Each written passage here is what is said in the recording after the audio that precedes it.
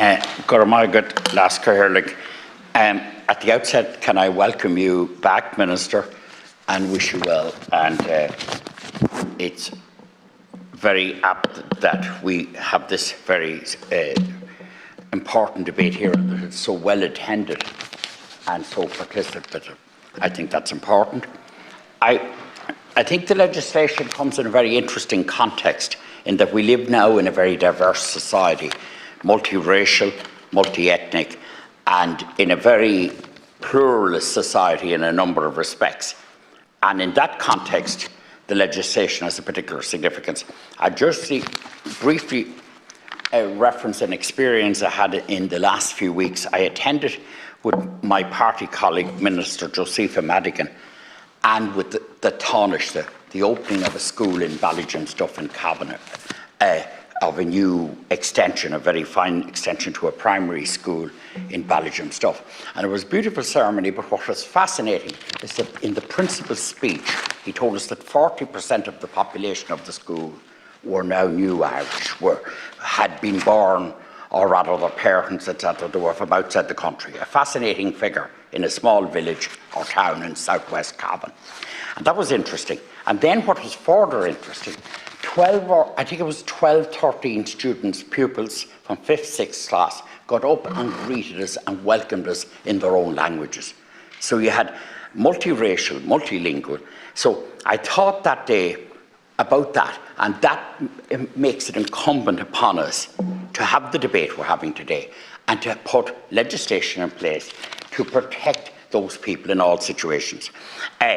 And that vulnerable minorities, communities, etc., feel safe. I think that's a very, very important thing. I think we have a duty in that regard. I think, and I genuinely believe this, and I think the point that we should have a respectful debate, that we should respect all points of view, of course, is core, and that will be the case, and is very clearly the case today, and let's assume will remain the case at committee stage, and I think there's no question around that. But I honestly think that a lot of the fears of people who speak against the legislation are misplaced, and I'll come to some of them as we progress, but I think they're extreme and they're almost theoretical positions that might happen.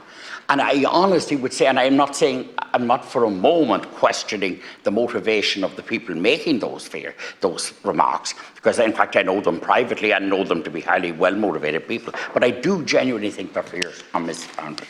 And I suppose before I get into elements of the bill, I would make the point that nobody deserves to be targeted. And I would remind people, and I know without being sensationalist or we can't avoid this, the Holocaust did not happen in the mid-40s. The Holocaust began in the very early 30s with hate speech. It progressed from hate speech to hate crimes, and that progressed ultimately to the Holocaust. The attacks on the traveller community do not begin on the night of the attack. They begin through the hate speech in pubs and the warm-up and the remarks around the place that give a legitimacy to all this. The homophobic attacks in parks do not begin on the night. They begin with homophobic remarks, they begin with smutty jokes, they begin with exclusion. And you, Minister, and I know you to be a very sensitive, honourable individual and a very responsive to all, as you did in the other ministries displayed as well, you were horrified rightly. But your example of what happened in Navan, my neighbouring county, I border Meath, and it's a county that never has this kind of thing, thankfully.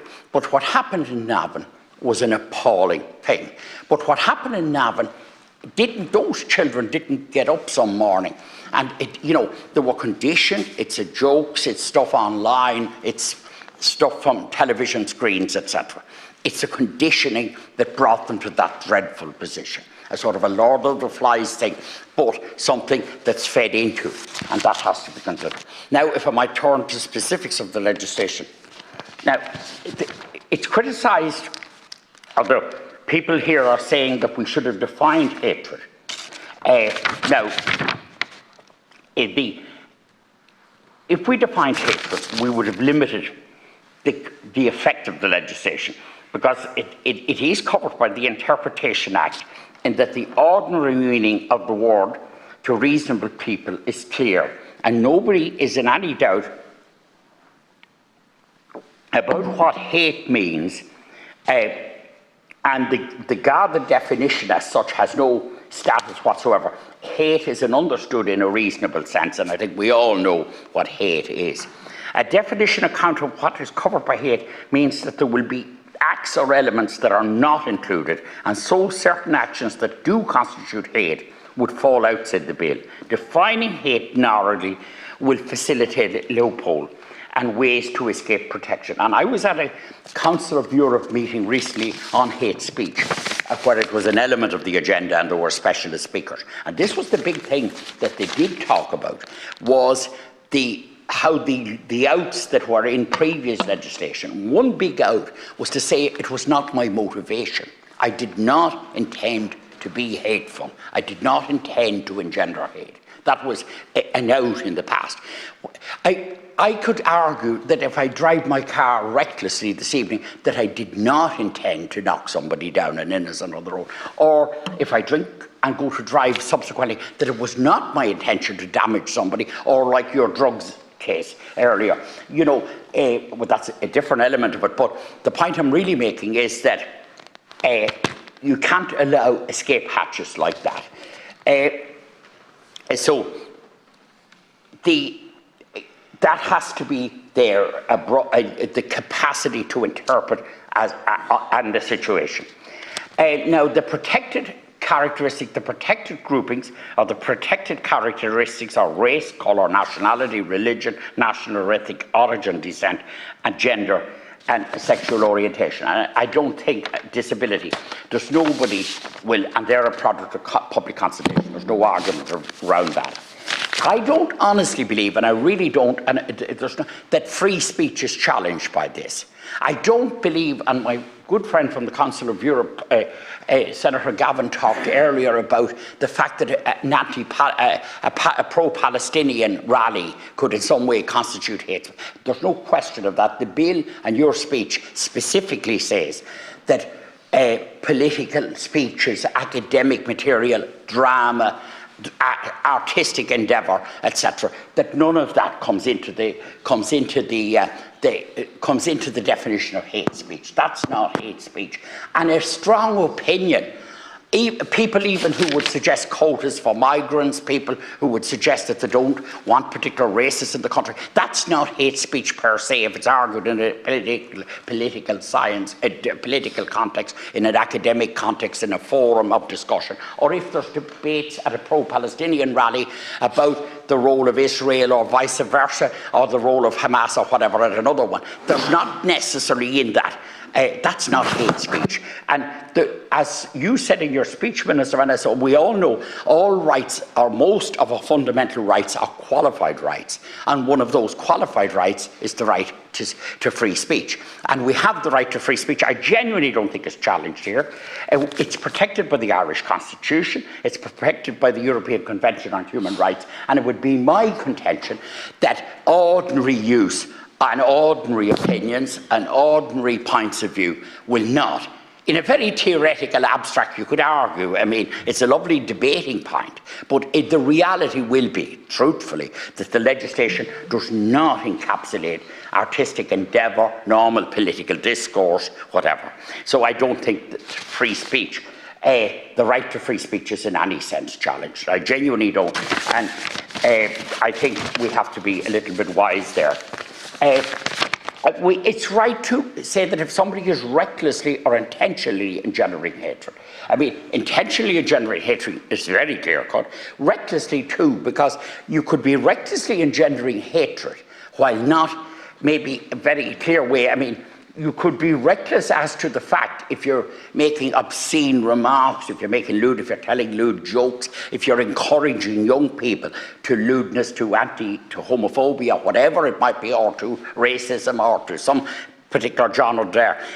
That's reckless, or it can be intentional. And so I think that's it's a common feature of criminal law, that definition.